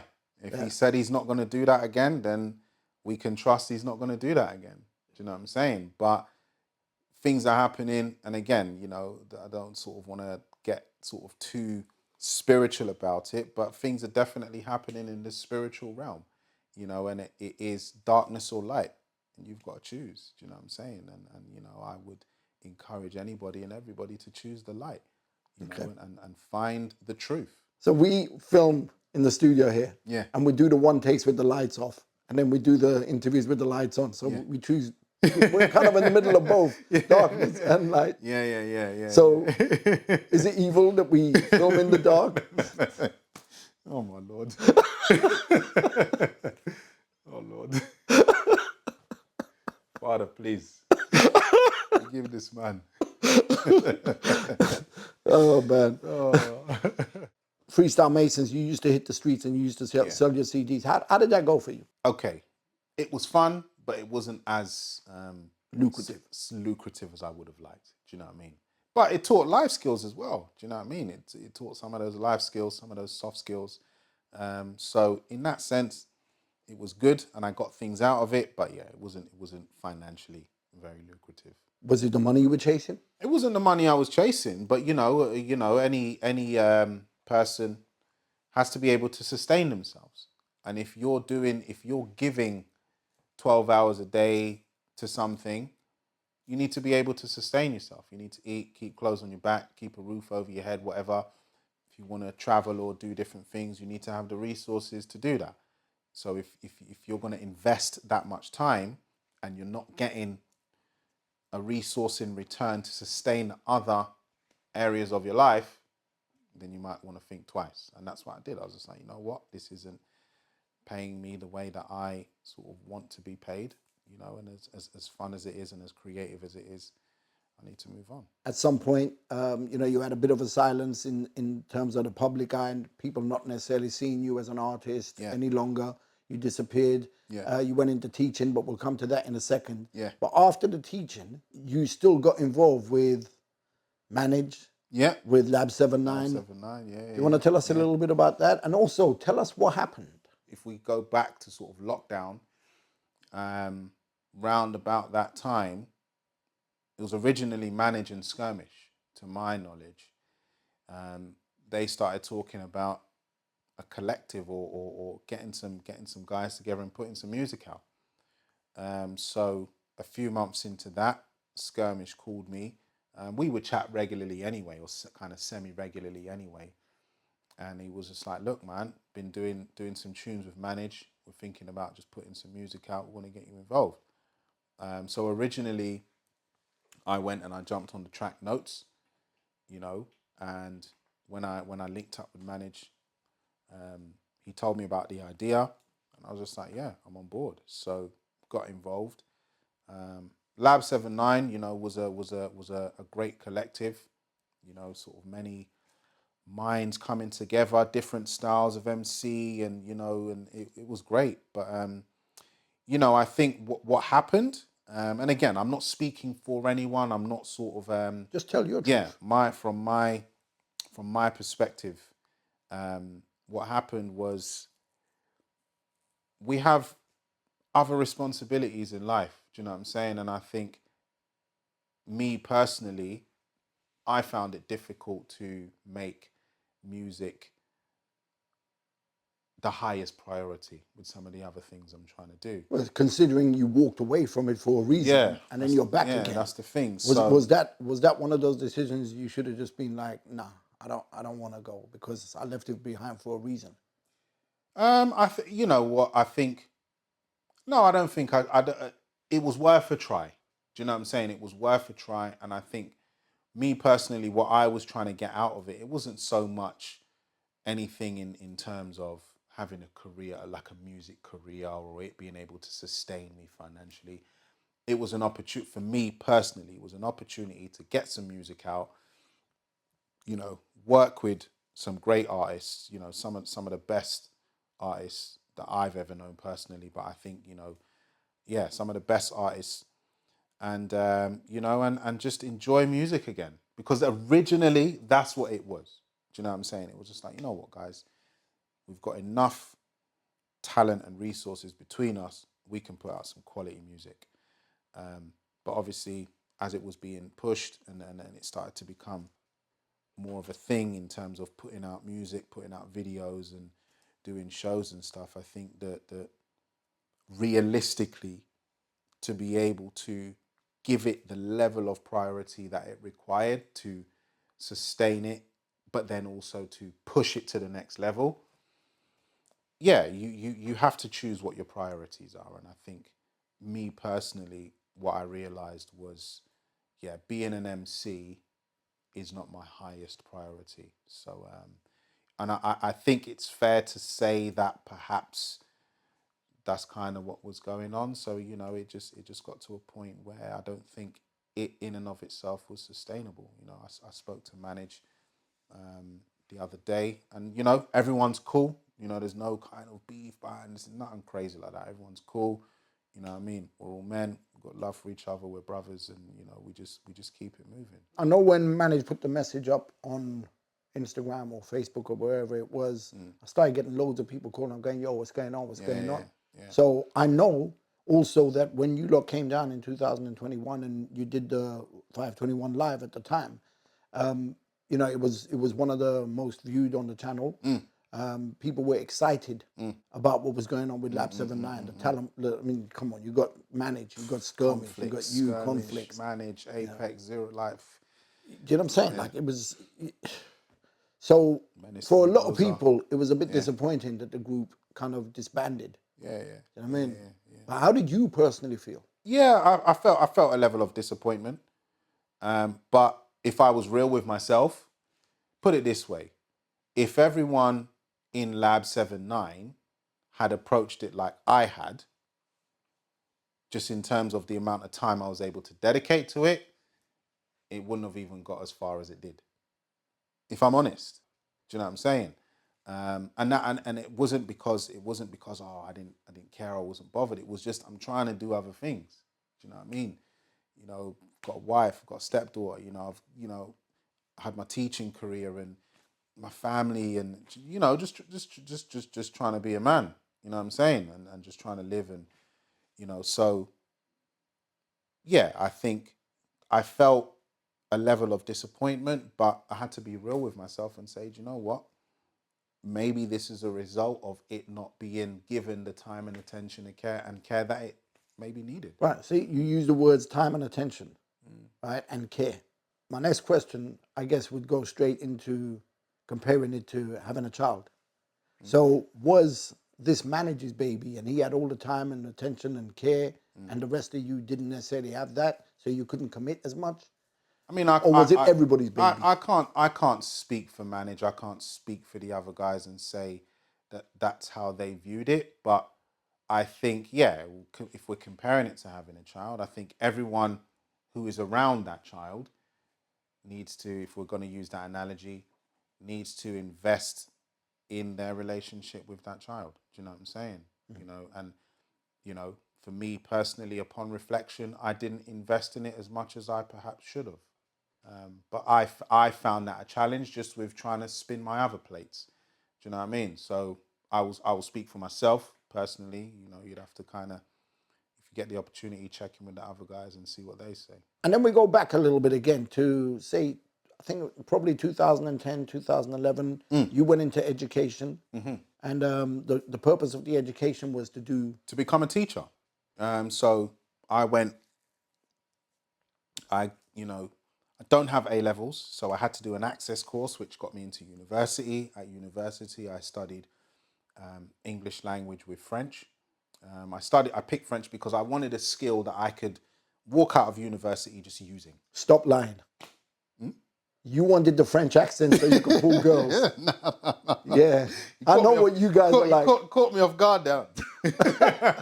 Stop lying. No. Like, literally, I wanted, Oui, you know. ça va. Oui, ça va. Non, c'est vrai. But I almost started speaking French there. I almost carried on. Your brain switches. But anyway, yeah, so studied that and then decided, yeah, you know, I want to become a teacher. Well, I decided that before I even went to university. And the reason I decided that was because I wanted to use all of the skills and things that I had learnt over the years, just through life, having been an MC, working all these different jobs, the ups and downs. I wanted to use all of my life experience to try and encourage young people to make better decisions while they are young. Because I feel like I didn't spend my time, especially in my teens and my 20s, making the best decisions. And maybe you didn't have anyone guiding you, like you're trying to be taking the role of. Absolutely. So, you know, I thought, right, if I become a teacher, you know, that will put me right in front of young people, and then I can start to have these conversations. I was a French teacher, became a French teacher. I did that for 8.5 years. Towards the end, what got frustrating with that was, and it's, you know, it's nobody's fault, but being a French teacher, I was limited in the conversations. Limited in the time that I had with the young people and in the level of conversation I could have with them.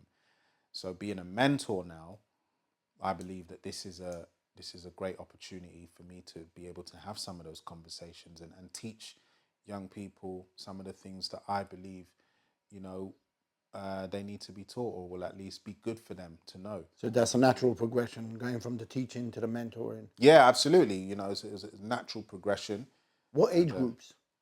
So the mentors I mentor year sixes, so kind of 10, 11.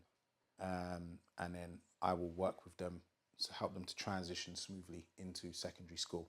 So by the time they're sort of 11, 12, you know, I would have been with them for about a year. What kind of things are you kind of dealing with? Each young person is different, you know, but some of them are coming from difficult home lives. Some of them are coming from poverty. Some of them are coming from So academic challenges. you're instilling confidence, all Yeah, that kind of stuff. trying to instill confidence, trying to instill vision, trying to instill aspiration, drive.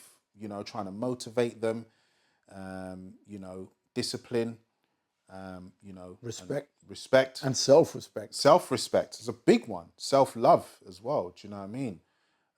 You know, so I get the opportunity to have these conversations and have those mentoring sessions with them and try and instill some of those values. I guess you feel proud being able to, in some ways, help certain people get onto the right track in their lives. Yeah, I'm proud and I'm grateful for the opportunity, you know, in at least trying to do my bit.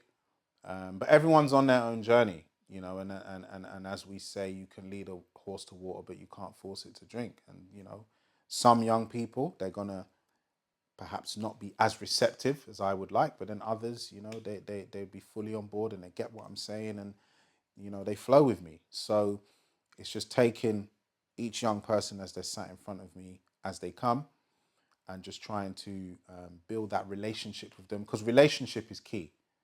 Do you know what I'm saying?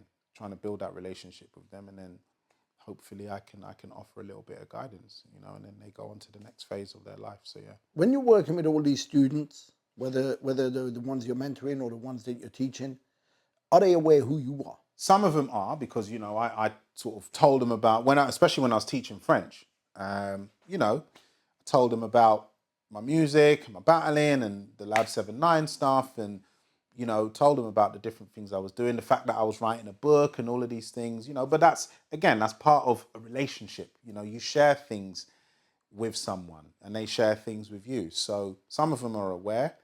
And, you know, some of them, yeah, like they've shown me love, man. Do you know what I'm saying? Like my students over the years, they've shown me mad love. You know, they've enjoyed the music and, you know, other things I'm trying to do as well, like the French with Mr. Ricketts.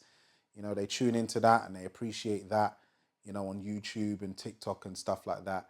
It was actually one of my students, she challenged me, you know, because she had seen, I had done a French with Mr. Ricketts video and put it on YouTube. I'd done like 1 or 2 of them.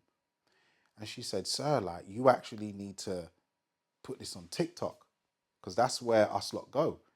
I was like, right, okay. And she's like, yeah, you need to post more regularly.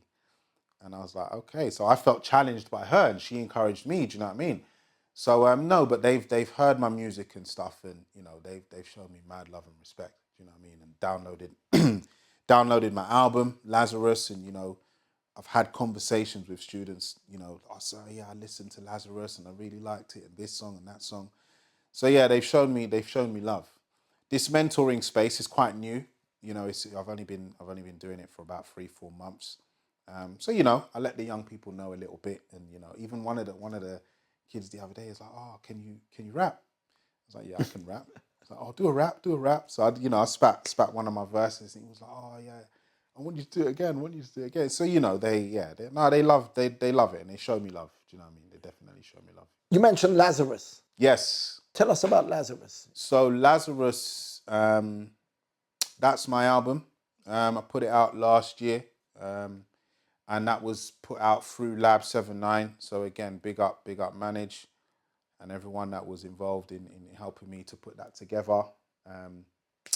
Forest DLG as well, aka Chemo, you know, on the mastering and all of that kind of stuff. Yeah, so the album itself, it's me telling my story of coming to Christ. Do you know what I'm saying? So each song is a snapshot on that journey, or is a way of expressing you know, this phase of my life, which is, you know, the most important. I mean, I know obviously Lazarus because Yeah. I was heavy into my Bible Yeah. stuff back when I Yeah. was young and everything, and that's one of the most poignant stories. Yeah. Because you know Jesus had a personal relationship, friendship 100%. Yeah. with 100%. Lazarus Yeah. and all Yeah. that. So Yeah. you know, obviously, I know that's where the name comes from. Yeah. But why did you choose that particular title? Specifically, the name Lazarus means one who God has helped. So that's why I chose it, because I see myself as a Lazarus. I am somebody that God has helped. So have you ever reached that point where you felt like you were in that cave, you were dead, they left you for 3 days, And that was that, you know, that was the next thing. You know, I had gotten to a point in life just before I became a Christian where spiritually I felt dead. Do you know what I'm saying? I felt dead. And when I gave my life to Jesus, I felt alive again. So I saw myself as, you know, as a Lazarus, you know, as a modern day Lazarus in that sense. Some people are familiar with the Bible story. You know, Lazarus was a poor man. You know, I believe he was homeless. You know, and as you said, Jesus had a personal relationship with him. So that's part of it as well. You know, I have a I mean, personal personal relationship to the with God. point where he stopped whatever he was doing to go and tend to Lazarus. Absolutely. No. And you know, But imagine if he had a mobile phone now. He wouldn't have time for that, would he? Just imagine Jesus sitting there like no, oh but my think about it days. though. Think about it. Would he Father, have forgive time? this man. Father, please help this man. But yeah, you know, so that the relationship was there, was there between Christ and Lazarus. And you know, being a person of faith, you know, we say we have a relationship with God. So that's part of the reason for the title Lazarus. And yeah, I wanted it to be something that people are familiar with in terms of the name. But yeah, the main reason is because the name Lazarus means one who God has helped. And that's how I see myself, one who God has helped. And is still helping. So that was a really important album for you personally because of that. 100%. It was, and it's funny because a lot of the content was written when I first got saved, you know, as in converted So and everything was became a fresh. Christian. It's The fresh. understanding, Do everything. you know what I mean? It was fresh. And then, for example, my song "Me Then Me Now," a lot of that was written throughout the years, just growing up. So the concept behind that song was looking at the frame of mind I was in before Jesus, and then looking at the frame of mind I'm in post, you know, becoming a Christian, you know, and it was almost like a monologue, an internal monologue kind of thing. And it was inspired by Nas's song, My Book of Rhymes. Do you know what I mean? Because I'd literally, one evening I was at home and I was trying to do some writing, and I just sort of saw my old rhyme books and I was like, hold up, I've actually got bars in these books. Let me see if I can start putting something together. And then I was finding all kinds of different little snippets, 2 bars, 4 bars, 16 bars. And I was just like, I'm going to use this stuff.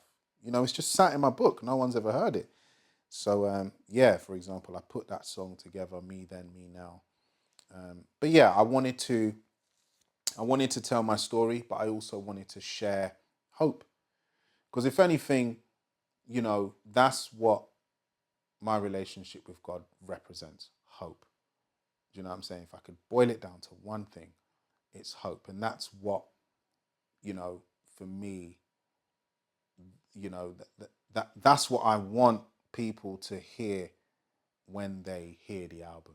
Do you know what I'm saying? Hope, you know, because we are living in dark and, as the Bible says, perilous times. And we see it. We see it. Do you know what I mean? And when we spoke on the phone the other day, you stand for something or you fall for anything. And this is what I stand for. Do you know what I mean? I put my stake in the ground and I'm making a stand. You know, and you know, and we'll see on that day, you know, when the trumpets blow, we'll see whether or not, you know, it's the truth. But I fundamentally believe it is. And as I learn and as I grow, I'm going to share that message with people, you know. So, and some people have received the album really well. And some people have not received it so well and have slated me for it. But, I wanted to share the truth, so I have. That's quite interesting that you said some people received well, some people haven't received it well and slated you for it. And that reminds me of a film.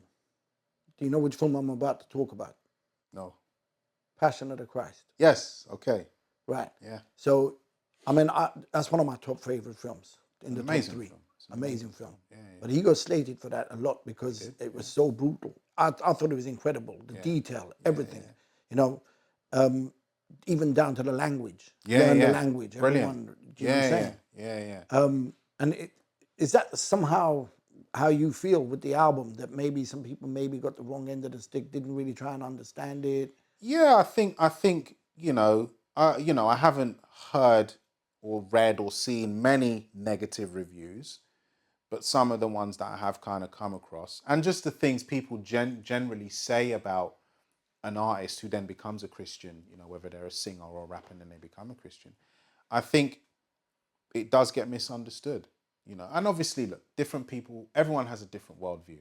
There are many different worldviews, many different faiths and belief systems and so on and so forth. So where I think it gets misunderstood, though, is people don't appreciate it for, do you know what? This is a man who is sharing his story. And I think if you were just, if anyone has heard it and they've been quite negative about it, just appreciate it for that. This is a man who's sharing his story. He has something to say. But we live in a time where I'm not sure people want to hear messages anymore. They just want to hear empty, shallow nonsense. And I guess we're not the kind of people to give them that shallow nonsense. Yeah, no, definitely we not. didn't go through our nonsense in life to just come out and give you more nonsense. Yeah, just spit more nonsense. No, we didn't do that, And look, at the end of the day, if it's not for you, then okay. There are certain things I have no time for. Do you know what I mean? Certain for example, let's say certain heavy metal songs. I've just got no time for it. So I just don't listen to it. I'm not going to sit there and listen to it and then slate it. Like, I know I've got no time for it, so I don't listen to it. If I do find myself listening to, a heavy metal song or whatever, or even a hip hop song, and I don't like it, I'll give it a certain amount of time. Okay, I don't agree with what this person's saying. I don't like what this person's saying. This ain't for me. And I turn it off. But I give it time to sort of come to that judgment. Do you know what I mean? A subject that we've already spoken about, which is your relationship with God and your faith. Yeah. Just for clarification, explain why you felt that you needed to have that faith. Why you felt like you went from the person you were to a person who was looking for some kind of substance that was deeper. In a word, I was broken. I was broken. The incident that directly led me to that was an uncle of mine had passed away. He was in Barbados, passed away very suddenly from cancer. And when he died, it was the first person I had lost in my adult life that I had had a close relationship with. And it ripped my heart out and it fractured my mind. Do you know what I'm saying? And in that fracturing of my mind, the sadness in my heart I could deal with. But the fracturing in my mind was frightening. Do you know what I'm saying? And I had suffered some incredibly sort of intrusive thoughts, violent thoughts, suicidal thoughts. And it was all kind of mixed up with things that I had experienced just throughout my life growing up. Do you know what I mean? Some of it from,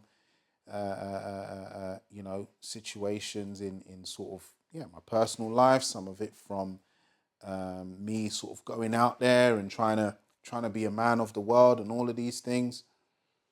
I was broken. And I had gotten to the end of myself. And I remember the day I prayed, the day I, prayed the prayer, the sinner's prayer, we call it, to become a Christian. It was just like, okay, God, like, I'm going to try. I'm going to try because I had seen, that's another thing. I spoke about my siblings earlier. I had seen them turn to Christ and how their life had changed and how their outlook had changed. And obviously we grew up together, so we went through similar things. And I thought, you know what, if the stability they have, they accredit that to Jesus, I'm going to try and just see if it works. But yeah, I'd gotten to a point where I was just broken, man. Do you know what I mean? I was broken. But, you know, there's a psalm actually, and it says, you know, God is close to those with a broken and contrite heart. You know, and in my experience of these last 12 to 13 years, that is true. You know, I've felt that I've walked incredibly closely with him, and I don't get it right all the time. I'm not perfect. I have my flaws and I make mistakes, and sometimes I say things I shouldn't say, and you know, but he's close. Do you know what I mean? And that's the hope. That's the hope aspect of it. And one of my favorite quotes, my mum taught me, and it features in my book as well. Where there's life, there's hope. Do you know what I'm saying? I mean, you know, my mum, both my parents have passed away.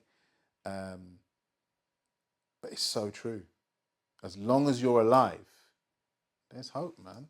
You know, and the Bible talks about God being love. It talks about, you know, Jesus being the way, the truth, and the life. You know, there's just so much love and power and hope and positivity in the words of Scripture, and that's what's kept me, and that's what I want to share, and that's what I love about it. Do you know what I mean? Because it's, you know, counter to a lot of the stuff that we hear.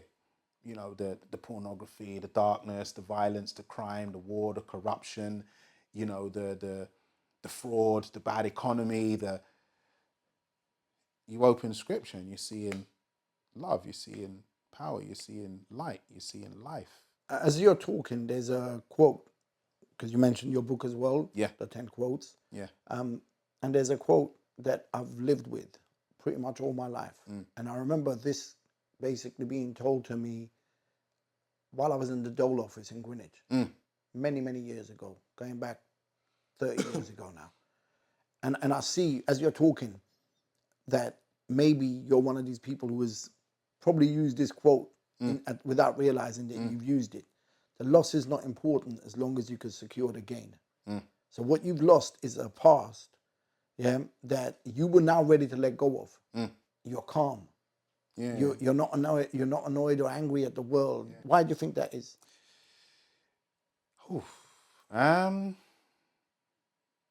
Is it because you were able to let go of? Yeah, you know, God has, because of the healing work God has done in me. How long did that take? Okay, so the thing that I suffered from that kind of brought me to Christ, that fracturing of my mind, that was a few years. Do you know what I'm saying? That was the early years of my salvation. That was a few years. But other things, I'm still being healed. It's an ongoing... It never stops. It never stops. It's an ongoing process. And, you know, what keeps me calm is, for example, you know, again, the Bible talks about, you know, God giving you a peace that surpasses all understanding. I can't always articulate it, but I know that it's God given. Do you know what I mean? And I use, you know, I don't know if you know the acronym for Bible, basic instructions before leaving earth. That's one of the main ways I use the Bible. And don't get me wrong, I don't read it as much as I would like, you know, but, you know, I make sure that I commit to reading it and I try to do what it says, or at least what I understand it's saying, you know, and that's what helps me to keep calm, because it's given me guidance through life, how to deal with relationships, how to deal with people, how to get healing, how to contribute something to the world, how to share a message, how to overcome regrets and challenges, and, you know, how to forgive. But also working with children, you've got to be a certain way. 100%. You know, so being a disciple of Jesus, I just look at him. I look at his life. I look at what he did, the way he handled situations, and I try to emulate that. You know, I look at the apostles and the prophets and how they handled things, and I try to emulate what I read that they have done. There's a lot of people that I know that don't believe in God. They don't believe in Jesus. I'm not one of those. I believe in God and I believe in Jesus. Yeah. Although I haven't been to church for like 35 years, whatever. Yeah. But I was always taught God's here, Yeah. right? Yeah. And it's not because I don't want to go to church. It's just basically because I find quite a lot of the people in the church hypocritical. Yeah, whatever my reasons are, I've seen it from early, and I just think, don't need that. Do you know what I mean?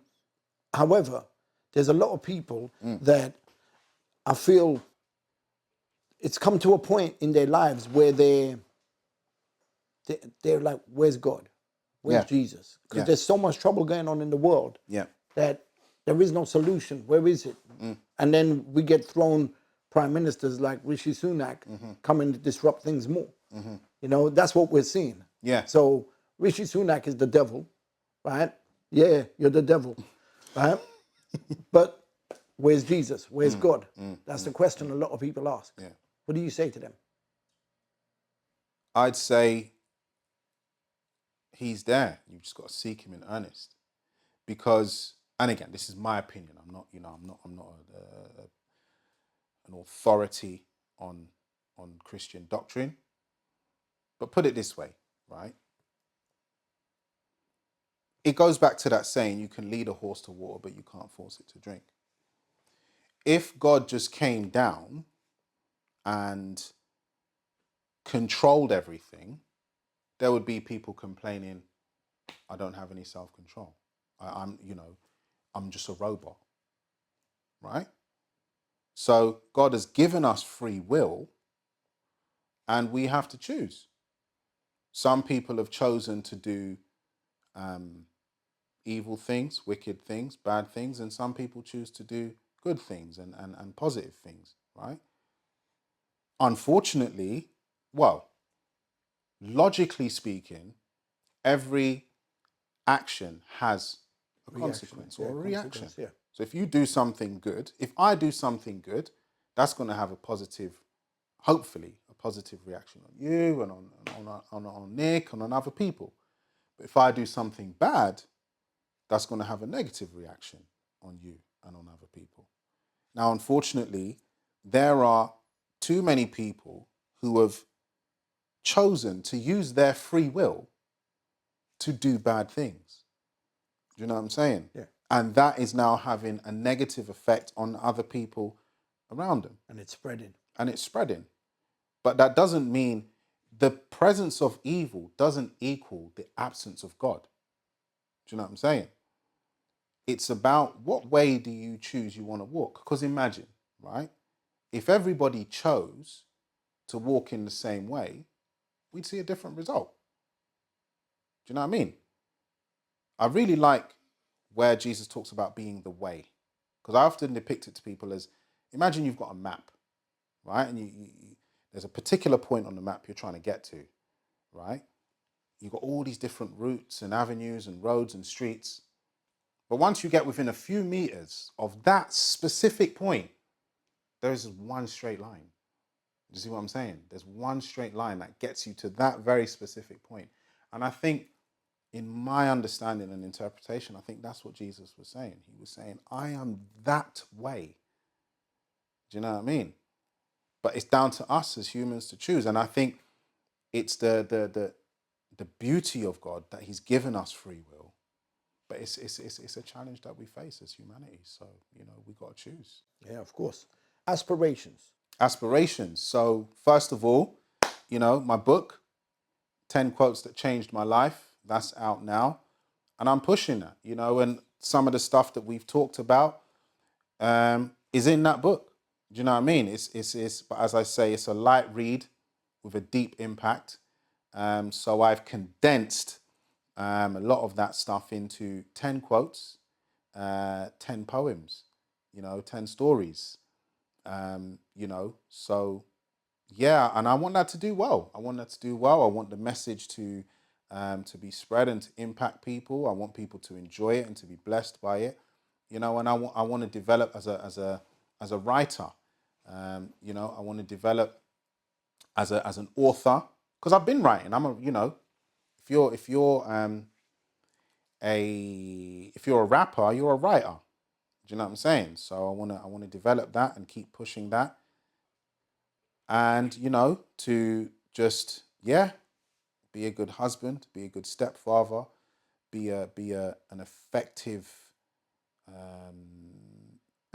man in whatever I'm doing, whether I'm sharing, you know, the gospel message, whether I'm mentoring, whether I'm rapping, you know, whether I'm trying to develop my wealth. I want to be effective in what I'm doing, you know, and you know, to quote 50 Cent, get rich or die trying, right? You know what I'm saying? I'm trying to develop myself so I can take care of other people and the people around me and enjoy life a little bit while I'm here. To a lot of people, they would look at, you know, their belief in God and everything, and then they would look at money, and they would be like, but if you got God, you don't need the money, and you as a Christian and whatever, you shouldn't really be like focusing on wealth and all that kind of stuff. But I just want to clarify, Yeah. like my understanding is that money is not the root of all evil. Do you want to break that down for me? Yeah, so we spoke about this on the phone, didn't we? So the scripture actually says the love of money is the root of all evil. So I would agree with you, and I'd say you're right. Money itself is not the root of all evil. It's your love of it. If you love anything too much, especially, and I think what scripture is trying to teach us in that sense is, if you love anything too much, especially in place of God, that's going to lead you to all kinds of madness and evil, And we're seeing it. we're seeing it. Yeah. Do you know what I mean? But Everyone's priority is to get rich. that's what I'm saying. I see people that have no talent, no abilities to do anything, just saying, yeah, I'm going to be a billionaire. Yeah. It's like, You with know? what? And if if that love of it, that greed of it, that selfishness of it is driving you to hurt people, disrespect people, defraud people, you see the fruits of that labor, isn't it? That's why it says it's the root to all evil. If you love it, and especially if you put it in place of God, do you know what I mean? So whether you're a Christian or whatever belief system you have, there is nothing to say that you can't be wealthy materially, like financially. There's nothing to say that. But there are other iterations of wealth as well. The type of relationships that you have, you know, health is wealth. How you take care of your body and your well-being. Do you know what I mean? So you can be wealthy in those areas. You know, you know, through friends and family, in that sense, I'm incredibly wealthy. You know, there are people who have loved me and supported me and respected me, and I've reciprocated that. And by that, I'm blessed. Do you know what I'm saying? I feel incredibly blessed. You know, I try to take care of my health and my frame of mind, and I feel good in those areas. So one of my aspirations, though, yeah, to make a bit more money, man. Why not? Do you know what I mean? There are bad people making money and doing more wickedness. Yeah, You know what I'm saying? wrong. So why can't good people make more money and do more goodness, or at least try to? Yeah. You know what I'm saying? And that's not me saying, oh, I'm a good person, I'm better than this person or that person, but I genuinely believe what I have to contribute to the world is of value.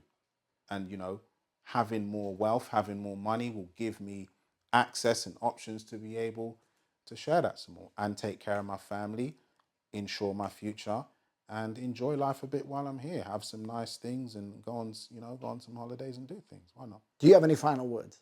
Go and get 10 quotes that changed my life. It's available on Amazon. The audiobook version of that is coming as well. I hope that it blesses you. You know, I hope it adds value to your life. And if you could leave a review, you know, a video review as well, that'd be great. Thank you for this opportunity. You know, I was joking to myself and I said, you know, you called one of the Z-list celebrities on the hip hop roster. No, I'm grateful for the opportunity, man. Thank you. Big up, honestly. No, I appreciate you coming down. I mean, really you know, appreciate it, like I said, we actually started talking about this almost 3 years ago. Yeah. So I'm glad we finally got around to doing it. So thanks again for being here. And it's been an absolute pleasure. And yeah, so guys, anyone who was into the battle scene will know who Reain is. He did go by an alias as well, What's His Face. But, you know, look out for Reain. But also look out for James C. Ricketts.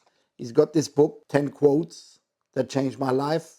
So make sure you go and buy that And yeah, you should find it online anywhere. And like he said, leave the reviews. But aside from that, thank you for watching. Make sure you subscribe to the channel. Click the bell to receive the notifications. Like, share, and get involved in the comment section below. And keep supporting, because that's the only way we're going to grow. Thank you for watching. Take care. And again, bro, thanks very much. Bless, man. Bless. Peace.